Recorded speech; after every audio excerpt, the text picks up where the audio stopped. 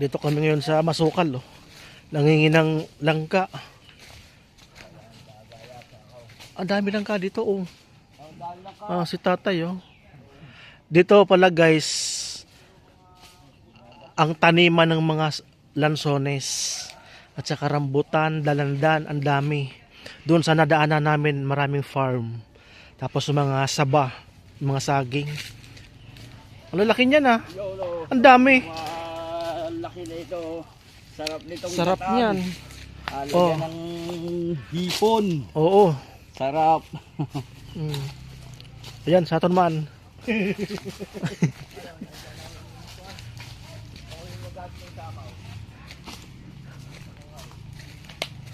Ayun na, meron ng mauulam. Si kuya nato nagluluto ng lugaw para sa feeding mamaya.